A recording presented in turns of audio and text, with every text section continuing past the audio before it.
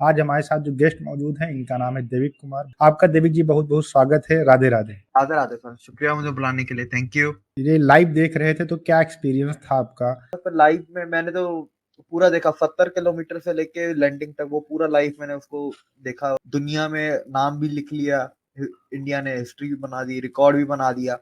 तो बस सर वो वही है, हालात बदल गए, वक्त बदल गया, जज्बात बदल गए। जब स्पार्को बना था तो डॉक्टर सलाम जो थे आपके यहाँ के, वो उसके चीफ बने तो बहुत बड़े साइंटिस्ट थे और उनको नोबेल पुरस्कार भी मिला हुआ है। क्या ऐसी चीजें हो जाती हैं कि उनको स्पार्को छोड़ना पड़ जाता है? सर वो अहमदियत है, ये उनकी गलती थी, बाकी तो और कुछ भी नहीं था।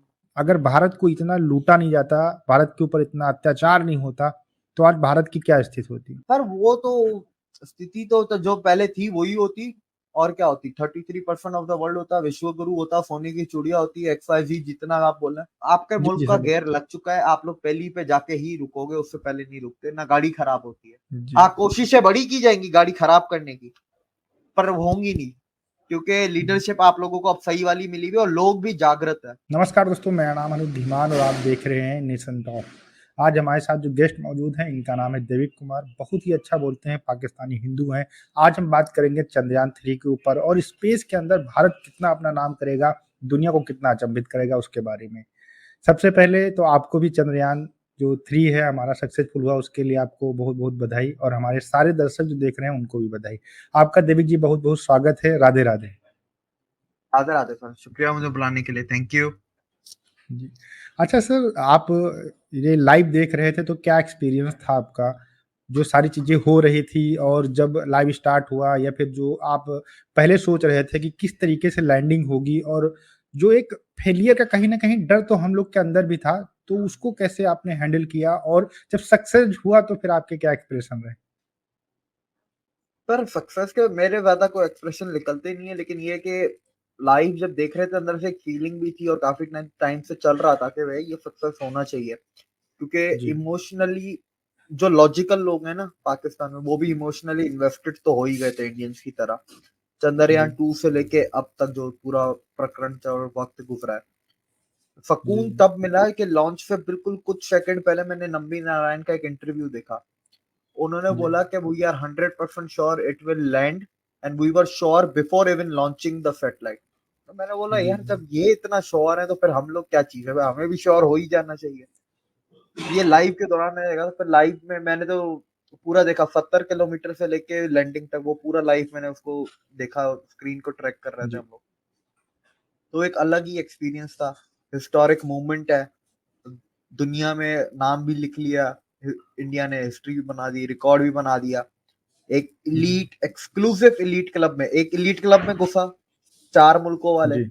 एक एक्सक्लूसिव क्लब है जहां पर इंडिया सिर्फ अकेला एक मेंबर है। तो वो जी। भी एक पूरा बात, एक अलग ही उसका फीलिंग और उसका अलग जज्बा। फिर एक होता है ना कि फेलियर से सक्सेस का जो रास्ता है 4 साल का, ये जी। एक बड़ी इंटरेस्टिंग जर्नी है, जिस जर्नी को लेके हर कोई इमोशनली इन्वेस्ट हुआ था, चाहे वो जी। इंडियंस हो, चाहे को वो कुछ पॉजिटिव लॉजिकल पाकिस्तानी हो, या दुनिया में चाहे कोई दूसरे लोग भी हो। क्योंकि मैंने रात को जब देखा तो आप फॉरेनर्स के रिएक्शन चैनल उठा के देख लें, जो इंडियन कंटेंट पे करते हैं हम्म। रिएक्ट। आप कोई दूसरे यूट्यूब चैनल, जियो पॉलिटिकल चैनल्स पर फॉरेनर्स के, वो उठा के देख लें, वो लाइव देख रहे थे। मैं न्यूज चैनल्स की बात ही नहीं कर रहा, न्यूज चैनल तो कवर करेंगे ही करेंगे, मैं यूट्यूब चैनल्स की बात कर रहा हूँ। वो लोग जिनका इंडिया से ताल्लुक भी नहीं है वो भी देख रहे थे। इट वॉज अ जी। Historic moment for all human kind. तो वो एक जी। अलग ही मजा था, उसका एक अलग समा था कल का। अच्छा, जब मैं भी देख रहा था तो मतलब इतनी अंदर से खुशी हुई कि मतलब धड़कने एकदम ऐसा लगता नहीं, धक धक धक धक करके हो रहा है। और पल्पिटेशन शुरू हो जाती है हाँ बिल्कुल हाँ तेज हाँ, दर एकदम पे। जो है, हाँ। मतलब ये हो रहा था। हाँ, जब हो गया ना उसके बाद जो सुकून जो खुशी मिली है शायद आज तक मुझे कभी ना मिली हो। अच्छा, आप इलीट क्लब की बात कर रहे थे, तो वो जो आप न्यूयॉर्क टाइम्स ने एक कार्टून छापा था उसकी आप बात कर रहे थे, तो आज वो 3 लोग अकेले हो गए हैं और हम साउथ पोल के ऊपर लैंड करके हम आ गए हैं। अब उनको हमारे क्लब के अंदर आना पड़ेगा। और वो इंडिया से वो पिक्चर को एक रिवर्स करें साउथ पोल पे, और अगर स्पेस की बात करते हैं तो उसके अंदर जी। अब इंडिया अंदर बैठा हुआ है। उसका तो जवाब मेरे ख्याल से टाइम्स ऑफ इंडिया ने दिया था ना उस कार्टून का। वो दूसरा कार्टून, नहीं उसके जवाब में कार्टून बनाया था, टाइम्स ऑफ इंडिया था, पता नहीं कौन सा अखबार था, वो मैंने देखा था कार्टून। नहीं, वो न्यूयॉर्क टाइम्स ने कार्टून बनाया था, अमेरिका का वो है। नहीं नहीं, वो तो इंडिया के खिलाफ ना, इंडिया ने भी एक बनाया था अच्छा। उसके जवाब में, जब जी जी जी। सक्सेसफुल हो गया ना वो मंगलयान, जी। तब इंडिया ने भी बनाया था, वो पता नहीं कौन सा अखबार था, किसने बनाया था, वो भी जी। मैंने देखा है ऑनलाइन। तो बस सर वो वही है, हालात बदल गए, वक्त बदल गए, जज्बात बदल गए। अच्छा, अभी आपने नंबी सर का नाम लिया। नंबी सर एक बहुत महान साइंटिस्ट हैं। अगर बिल्कुल। जिन लोगों को नहीं पता है तो मैं उनको बता दूं कि नंबी सर के ऊपर एक मूवी बनी है जिसका नाम है रॉकेट। रॉकेटरी करके नाम है, आप उसको जाके देखिए तो आपको पता चलेगा कितना वो महान साइंटिस्ट थे। अच्छा, इनके साथ में जो नंबी सर थे, इनके साथ में अमेरिका साजिश करके इनको गिरफ्तार करवा देता है किसी तरीके से, जिससे जो भारत का स्पेस प्रोग्राम है वो थोड़े समय के लिए रुक जाता है। अदरवाइज आज हम लोग ये जो आप कर रहे हैं 2023 में कर रहे हैं, तो शायद 2013 में हम लोग ये चीज कर चुके होते। तो अमेरिका इस तरीके की साजिशें क्यों रचता रहता है भाई, आपके अकॉर्डिंग? सर दुनिया करेगी, उसका मसला नहीं है। मेरा जी सवाल कुछ और है, ये मैं आपसे काउंटर सवाल आप ही के शो पे पूछता हूँ। जी जिस पुलिस ऑफिसर ने नम्बी नारायण को फंसाया था, आरबी श्री कुमार, उसको जी प्रमोशन देके गुजरात पुलिस का हेड क्यों बनाया? जी किसने बनाया? उसने सारे वहां पर गुजरात वायलेंस में 2002 में उसने सारे एविडेंसेस फैब्रिकेट क्यों किए? आज वो जी जेल में बैठा हुआ है, सुप्रीम कोर्ट ने लास्ट ईयर में जजमेंट दिया, उसके बाद से वो जेल में है। जो उसने उसकी पोस्टिंग की, जिसने उसको प्रमोट किया, किसके कहने पे उसने फंसाया था नम्बी नारायण? किसने जी उसको पोस्टिंग दी थी? किसने उसको गुजरात की दी थी, और किसने उसको कहा था कि एविडेंस फैब्रिकेट करो? वो कौन जी सी जी टूल किट थी, या वो कौन सी पॉलिटिकल पार्टी थी, या वो कौन सा इंडिविजुअल बंदा था जिससे कनेक्शन में था? मेरा सवाल तो ये है, मेरा सवाल अमेरिका तो नहीं, तो दुनिया तो करेगी। और जी इसके जी अंदर फिर सीआईए थोड़ी ना, सीसीपी भी था। चाइना जी भी करता रहा है काफी चीजों में।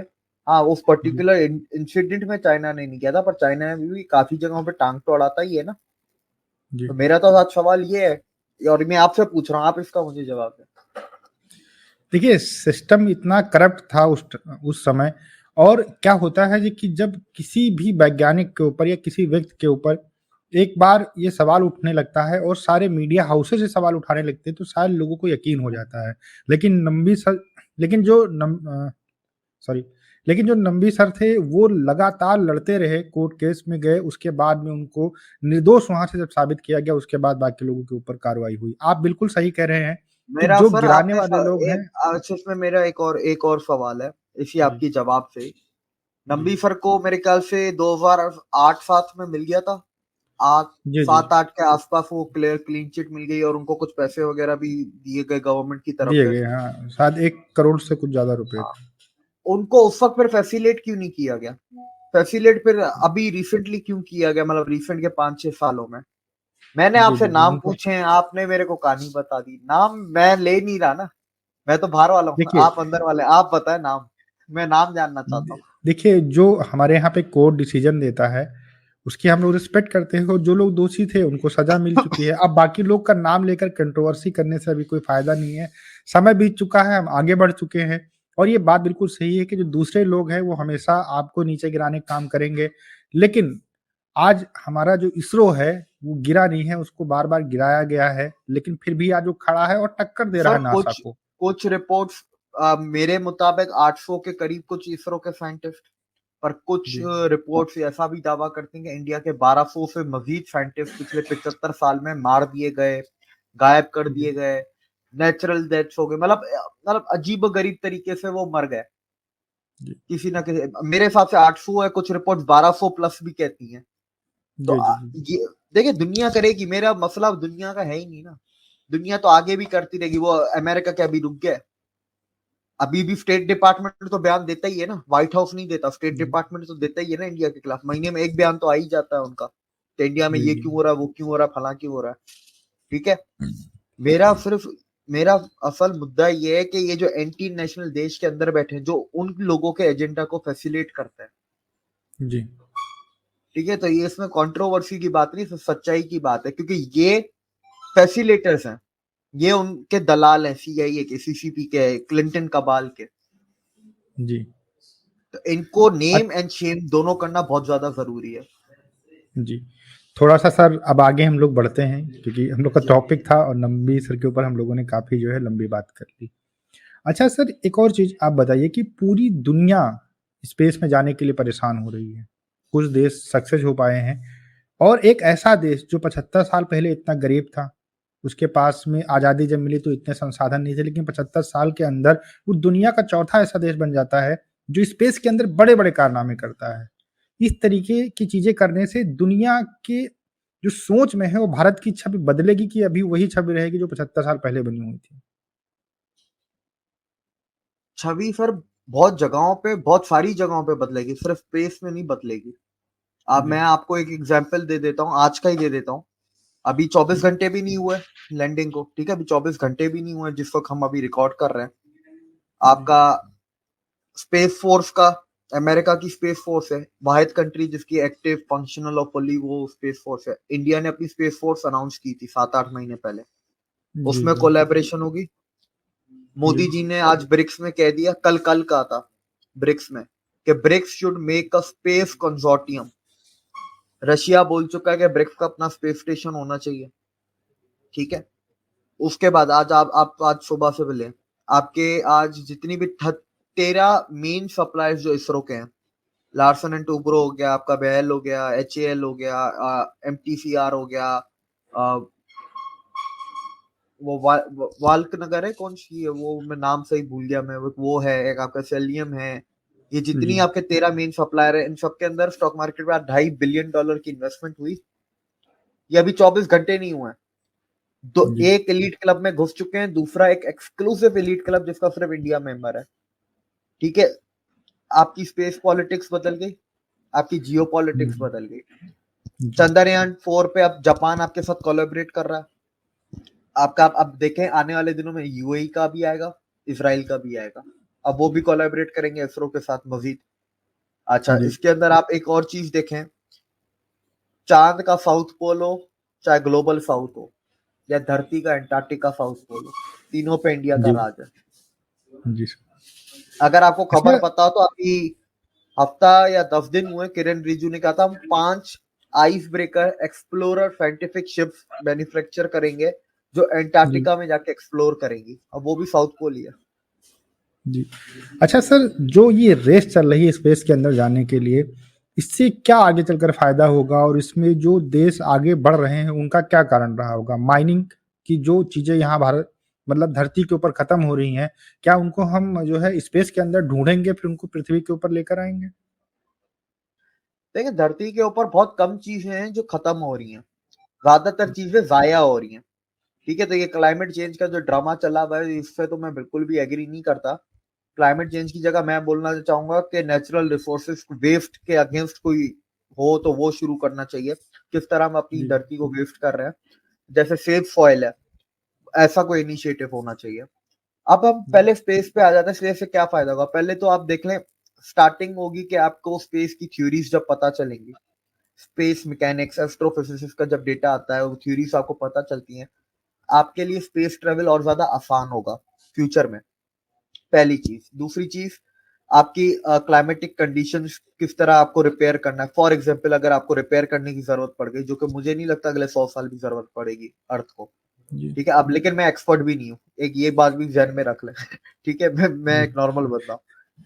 तीसरी बात, आप माइनिंग पे आ जाए। अभी एक वो एस्ट्रॉइड है जो मिला है ना, मार्स और जुपिटर के बीच में, उसका नाम है 16 साइक। वो जी, उसके कहते हैं उसके अंदर इतने मिनरल्स हैं, उसकी पूरी मिनरल वेल्थ जो है वो पूरे अर्थ की जीडीपी से भी ज्यादा है। तो अभी अच्छा, वो नासा और स्पेस एक्स उस पे मिशन भेजने वाले हैं, तो माइनिंग भी जी, होगी। जरूरी नहीं है कि वही मिनरल हो जो अर्थ पे खत्म हो गए हो या कम हो। क्या पता कोई नया मिनरल मिल जाए, क्या पता कोई बीमारी का इलाज ही मिल जाए, या कोई ताकत जी, मिल जाए, कुछ भी हो सकता है। इट कैन बी एनीथिंग, कोई एनर्जी सोर्स मिल जाए, ठीक है। एक एग्जांपल देता हूँ, इंडिया भी सोलर मिशन भेज रहा है, आदित्य L1। उसके जी, जितने भी ऑब्जेक्टिव पढ़ेंगे, आखिरी में एक ऑब्जेक्टिव है सोलर स्टॉर्म्स को वो पड़ेगा। पर सोलर स्टॉर्म्स क्या होते हैं? मैग्नेटिक फील्ड्स होती हैं, ठीक है। सोलर स्टॉर्म और मैग्नेटिक फील्ड, इसका तीसरा अगर नाम मैं ईएमपी दे सकता हूँ, इलेक्ट्रोमैग्नेटिक पल्स। जी, चौथा नाम मैं इसको ये दे सकता हूँ कि इलेक्ट्रोमैग्नेटिक पल्स वेपन। और वो वेपन मिसाइल्स को न्यूट्रलाइज करने के लिए काम आ सकता है, न्यूक्लियर मिसाइल्स के लिए। जी बिल्कुल। तो ये देखिए ना, वो कहाँ स्पेस पे शुरू हो रहा है, कहाँ जाके खत्म कहाँ हो रहा है, तो उसकी एंडलेस है। फिर आप देखें, ट्रेवल की बात बताता हूँ। हमारा जो हिंदुस्तान से निकला विमाना, हजारों साल पुराना जी एविएशन के ऊपर मैनुअल, जो अब उस मैनुअल के बेसिस पे एक मर्क्यूरी इंजन के ऊपर काम कर रहा है डीआरडीओ और नासा, ठीक है, क्योंकि उस मैनुअल में मर्क्यूरी एज अ फ्यूल बताया गया। दूसरा, न्यूक्लियर पे भी काम कर रहा है, क्योंकि अगर आप मर्क्यूरी का देखें, मुझे इतना नहीं पता, न्यूक्लियर का इतना हमें पता है कि वो कम फ्यूल में बहुत दूर तक जा सकता है, ठीक है। तो हम लोग हमारे लंबे स्पेस शिप्स पे हम लोग ट्रेवल कर सकते हैं, क्या पता हम किसी ब्लैक होल के थ्रू भी अपनी कोई सैटेलाइट को, कोई रॉकेट को हम भेज पाए, जब हमारे पास जी लंबा ट्रेवल करने की क्षमता होगी। तो देयर आर एंडलेस अपॉर्चुनिटी। और फिर आखिर में आपको पता ही है, स्पेस ट्रेवल में कॉलोनीज वगैरह जो है मार्स के ऊपर, मून के ऊपर, मार्स पे कर सकते हैं, मून पे नहीं बना सकते। मून पे ये कि बेस बना सकते हैं। अब आपको मून की भी दो थ्योरी है। एक थ्योरी है कि ये एस्ट्रॉइड था, अर्थ पे वो आ रहा था, पर वो अर्थ की ग्रेविटी में फंस गया। दूसरी थ्योरी है कि एस्ट्रॉइड था, वो आ रहा था, उसने अर्थ पे लगा, अर्थ का टुकड़ा अलग हो गया, वो मून है। जी अगर ये थ्योरी हल हो जाती है, तो इसका आप फ्यूचर में देखें, इससे आगे और कितनी थ्योरियां निकलेंगी, इससे आगे और कितनी साइंटिफिक डेवलपमेंट इस धरती पे होंगी, जो इस धरती के लोग इस्तेमाल करेंगे। तो स्पेस जी का कोई एक नहीं है। फिर आप देखें ना, स्पेस मिशन के अलावा इसरो और कितने लॉन्चेस करता है। स्पेस के अलावा भी कम्युनिकेशन जी सैटेलाइट्स हैं, आपके रडार इमेजिंग है, निसार अभी दिसंबर में जा रहा है इसरो का नासा के साथ, वो अर्थ ऑब्जर्वेटिंग सैटेलाइट है। तो ऐसे तो बहुत किस्म के सैटेलाइट्स हैं, नेवी के जी सैटेलाइट्स हैं, आपके आर्मी के सैटेलाइट्स हैं, नेविक है, जीपीएस है आप लोगों का। तो इसका तो endless opportunities, endless, sky is the limit है। यूनिवर्स में तो कोई लिमिट है ही नहीं, क्योंकि जी हमें अभी तक as human beings we don't know how big universe is. जी। अच्छा सर, जैसे आपने बात की यहाँ पर, तो दूसरे देशों के जब हम लोग सैटेलाइट लॉन्च करते हैं तो उससे बहुत ज़्यादा इनकम भी आती है, बिलियन में इनकम आती है। चाहे वो छोटे छोटे जो कंट्री हैं उनके पास कैपेसिटी नहीं है लॉन्च करने की, तो भारत के पास आते हैं, भारत के ऊपर ट्रस्ट भी करते हैं। चाइना के पास लोग नहीं जाते क्योंकि चाइना के ऊपर उतना ज़्यादा ट्रस्ट नहीं करते हैं। अमेरिका के पास बहुत ज़्यादा कॉस्टली होते हैं चीज़ें, सैटेलाइट लॉन्च कराना। तो जो देश हैं पूरी दुनिया भर के, वो सब भारत की तरफ देख रहे हैं, भारत के पास में आ रहे हैं, क्योंकि कम पैसे में उनको सैटेलाइट लॉन्च कराना है। तो इससे इकोनॉमी बूस्ट भी मिलेगा काफ़ी हद तक। सर बिल्कुल मिलेगा आपको, मैंने अभी कहा ना, जापान तो आ गया ना, और आपका अभी यूएई और इसराइल भी आ जाएगा, साउथ कोरिया भी आ जाएगा, क्योंकि साउथ कोरिया ज्यादातर जापान के साथ करता है।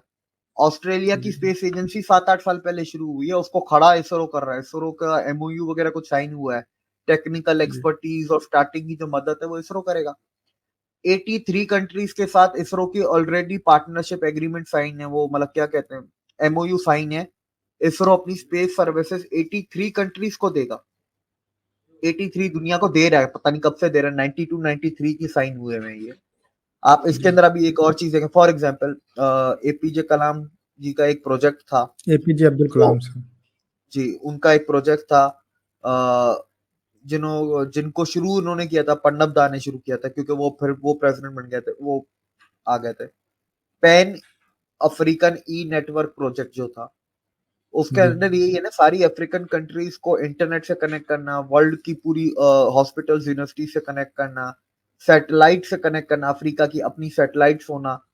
तो वो उसके अंदर इंडिया उनकी मदद कर रहा है, इन्वेस्ट भी कर रहा है, ठीक है। तो ये भी हमने एक तरीके से दिया ना उनको, ये भी हमारी सॉफ्ट पावर भी हो गई, जियो पॉलिटिकल पावर भी हो गई, जी दोनों पावर्स हो गई हमारी। आज हमारे उसी प्रोजेक्ट की वजह से, वो जो सपना डॉक्टर एपीजे अब्दुल कलाम ने देखा था, उसकी वजह से अफ्रीका के 38 देशों में बच्चे पढ़ रहे हैं ना मुफ्त में स्कूलों में, जी टेली एजुकेशन। टीचर्स पता नहीं कहाँ इंडिया में बैठे हुए या पता नहीं कहाँ बैठे हुए, वो उधर पढ़ा रहे हैं ना। हॉस्पिटल्स, टेली मेडिसिन अफ्रीका में चल रही है इसी प्रोजेक्ट के तहत। इसी प्रोजेक्ट जी के तहत काफी मुल्कों में तो इंटरनेट आया। इसी प्रोजेक्ट के तहत अफ्रीका का हर मुल्क कम से कम इंटरनेशनल इंटरनेट की कनेक्शन से तो जुड़ा है, जो अंडर अंडर सी सबमरीन केबल्स जो होती हैं, उससे जी तो जुड़ा, वो इंडिया ने जोड़ा। लैंडिंग स्टेशन है उनके पास, ब्रॉडकास्टिंग स्टेशन है उनके पास। ये किसने किया? इंडिया ने तो किया। तो वो कहाँ से आएगा? इसरो ही करेगा, डीआरडीओ करेगा, बेल करेगा, एचएएल करेगा, सब मिलके ही काम करते हैं। कहीं ना किसी की कहीं एक्सपर्टीज है, किसी की कहीं एक्सपर्टीज है। जी। तो ओवरऑल हम लोग ये कह सकते हैं कि जो आने वाला समय है स्पेस का, उसमें भारत एक उभरता हुआ सितारा है और उससे सब जुड़ने की कोशिश करेंगे जिसको जिसको स्पेस से फायदा चाहिए। सर स्पेस के अंदर भी, लॉजिस्टिक्स के अंदर भी, ट्रेड में भी और साइंटिफिकली भी। अभी आपको याद है अगस्त के पहले हफ्ते में एक बिल भी कोई पास हुआ है, मैं नाम उसका भूल गया, जिसके तहत इंडिया में एक रिसर्च ट्रस्ट बनाई जाएगी जिसके अंदर $6 बिलियन रिसर्च के ऊपर स्पेंड किए जाएंगे। India already 6th largest spender है रिसर्च के ऊपर। तो साइंटिफिकली दुनिया पे भी इंडिया राज करेगा, सिर्फ स्पेस में नहीं करेगा। और स्पेस में देखें, इंडिया ने तो अपना डेटा पब्लिक करना ही है।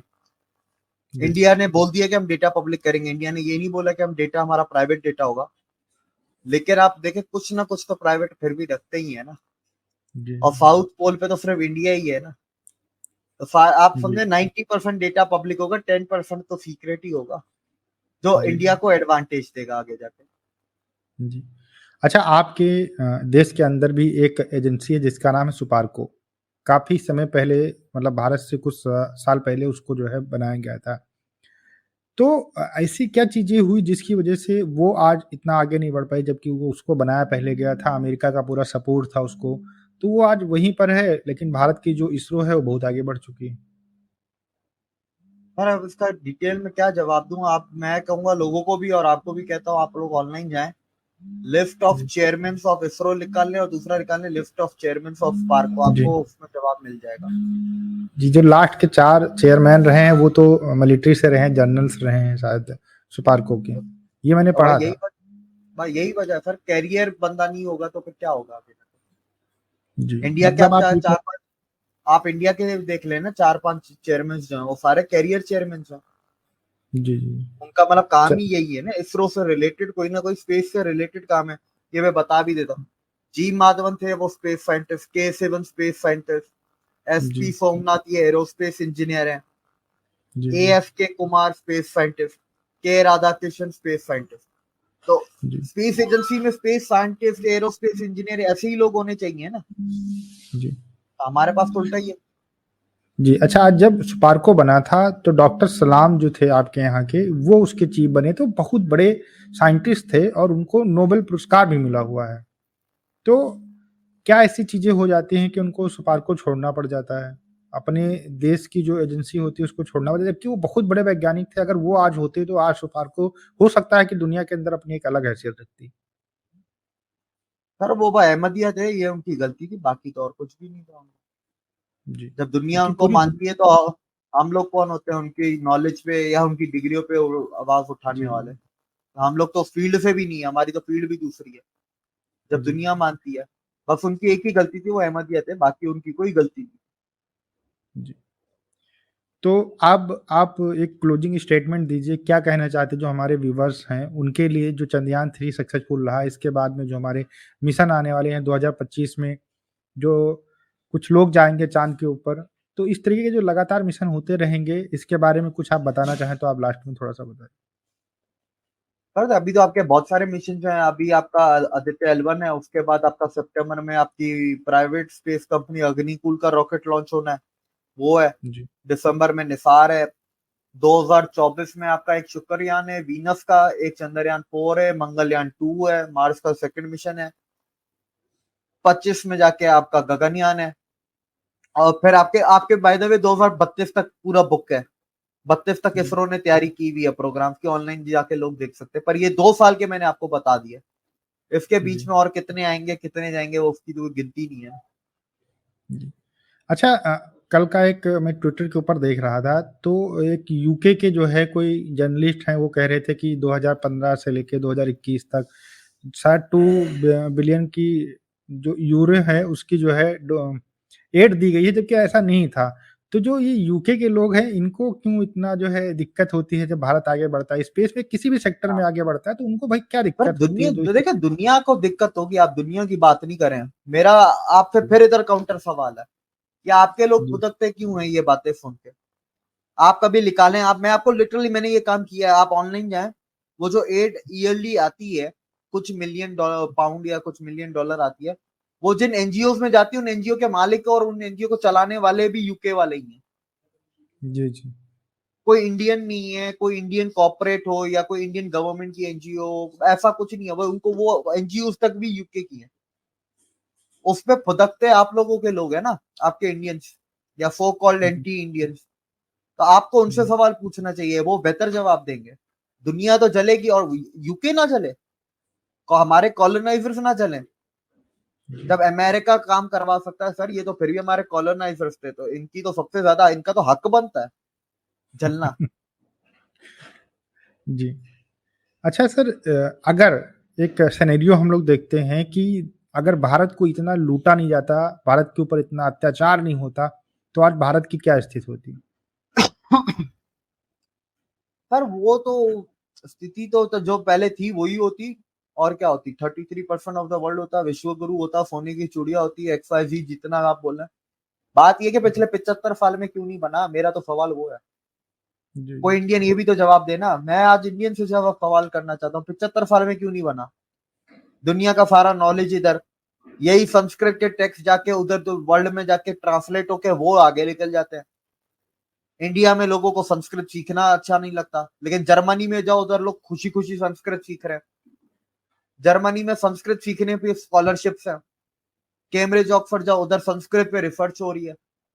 आपके आईआईटी में, सर मैं आपको बता रहा, आपके आईआईटी में अगर कोई पढ़ा दे ना कि भास्कर 2 था, ठीक है, ऋषि कंदा थे, तो ये आपके आईआईटी के जो लौंडे लपाटे हैं ना जितने आपके, ये ऐसा मुंह बना के लिख लेंगे। आईएम में आपके देख लें, बिल गेट्स को पढ़ना है, मार्क जकरबर्ग को पढ़ना है, पर अदानी को नहीं पढ़ा क्योंकि ही इज अ कैपिटलिस्ट। तो वो क्या है, वो संत है, महाराज है, वो भी तो कैपिटलिस्ट है।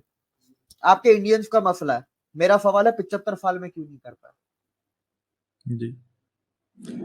सोचने वाली बात है, और हालांकि काफ़ी प्रोग्रेस हुई है। जो भी हमारे नेता रहे, जो भी हमारे साइंटिस्ट रहे, उन्हें काफ़ी मेहनत की, लेकिन क्या होता है कि इतनी बिल्कुल। बड़ी पॉपुलेशन है, इतनी चीज़ें फेस करने के लिए थी। जब देश आज़ाद हुआ तो शायद लोगों के पास खाना नहीं रहा उस टाइम, पहनने के लिए कपड़े नहीं थे, सब कुछ देखना पड़ा, इतनी बड़ी आबादी थी, इतनी चीज़ें थी, इस वजह से शायद इतना टाइम लगा। लेकिन जो अब गेयर लग चुका है, उससे शायद जो है तेज़ी, बहुत तेज़ी से भारत नहीं आगे नहीं, बढ़ेगा। ये जो गियर जो लगा है, ये 5th गियर में चल रहा है। ब्रेक तभी लगेगी जब पहले पे पहुंचेंगे, उससे पहले आपकी ना ब्रेक लगती है ना गाड़ी खराब होती है। और पहले जी, आपने खाने की बात की, खाना इंडिया में स्टार्टिंग से था, एग्रीकल्चर कंट्री था, एग्रीकल्चर की इन्वेंशन तक मॉडर्न एग्रीकल्चर की इंडिया ने की, तो इंडिया में खाने की कमी कहां से होगी। आप शायद भूल जाते हैं कि 1952 में आप लोगों ने कुछ अनाज भेजा था चीनियों को तिब्बत पे कब्जा करने के लिए। तो आपके गुलाबी चाचा को भी मेरा प्रणाम। गुलाबी चाचा कौन? समझे पर नहीं। बस हमने इशारे में नाम ले लिया, लोग समझ जाएंगे 52 में कौन था। अच्छा। जो 52 में था, जिसने डिसीजन लिया था अनाज भेजने का, वो गुलाबी चाचा। जी, जी। और फिर बाद में जो है तिब्बत को सपोर्ट कर रहे हैं कि चाइना ने कब्जा कर लिया। फिर 2 तरीके की चीज़ें हो जाती तो फिर बहुत ज़्यादा प्रॉब्लम्स हो जाती हैं। वो आपने पता नहीं, आपने देखी है नहीं देखी, मेरे पास तो मोबाइल पे पड़ी। आप बोलेंगे तो मैं आपको भेज भी दूंगा वीडियो, आप उसको लगाएं। किसी कोई हुँ। इंटरनेशनल जर्नलिस्ट आया था, तो चाचा जी से पूछते हैं कि भाई ये खाने का मसला वसला क्यों है इंडिया में, ये इंडियंस खाते बहुत है, ये उनका जवाब अच्छा, था। बताइए। मेरे पास वीडियो में पड़ा हुआ है, वीडियो प्लस ऑडियो मेरा पड़ा हुआ है, मैं आपको अभी भेज आप दूंगा मुझे थोड़ी देर भेजिएगा, में। मैं हाँ आप ये ज़रूर। लगाएं, आप ये बिल्कुल बिल्कुल बिल्कुल। जी। ये देविक आप लोगों भाई। को सर, आपके जी, मुल्क जी का सर। गेयर लग चुका है, आप लोग पहली पे जाके ही रुकोगे, उससे पहले नहीं रुकते ना, गाड़ी खराब होती है। जी, हाँ, कोशिशें बड़ी की जाएंगी गाड़ी खराब करने की, पर वो होंगी नहीं, क्योंकि जी, लीडरशिप आप लोगों को अब सही वाली मिली हुई है और लोग भी जागृत है। लोगों को जी, एहसास हो रहा है कि हम लोग क्या थे, आज हम क्या हैं और आगे हमें क्या बनना है। ये बड़ा इंपॉर्टेंट होता है, ये 3 सवालों का जवाब अगर किसी को पता हो, हम क्या जी, थे, आज हम किस हालात किस पोजीशन पे खड़े हैं और हमें पहुंचना कहां पर है, जी, ये आप लोगों को पता है। हमारे पाकिस्तान में ये जो इश्यू, हम क्या थे वो हमें पता नहीं, हम कहाँ हैं हमें वो भी नहीं पता, हमें जाना कहाँ है हमें वो भी नहीं पता। जी, यही तो 3 चीजें होती हैं जो डिफाइन, इसी इन्हीं 3 चीजों से विजन बनता है, फिर प्लानिंग होती है, टारगेट सेट होते हैं, गोल बनते हैं, मेहनत की जाती है, तभी तो आगे वो देश पहुंचता है। तो वो आपके मुल्क के क्लियर है सर हर चीज। देविक भाई, आप हमारे शो में आए, आपने बहुत अच्छे तरीके से हमारे व्यूअर्स को जो स्पेस साइंस है उसके बारे में बातें की, जो भारत के इसरो के जो आने वाले मिशन हैं उनके बारे में बातें की, और जो हमारी इसरो टीम अच्छा काम करे उसके बारे में आपने बातें की, और जो पूरी दुनिया के अंदर भारत की छवि बन रही है एक स्पेस लीडर के तौर के ऊपर, उस पर भी आपने खुलकर बात की। आपका बहुत-बहुत धन्यवाद। आपने हमारे लिए समय निकाला, हमारे दर्शकों के लिए समय निकाला। शुक्रिया, thank you sir, thank you. Thank you so much sir. Radhe Radhe. Radhe Radhe.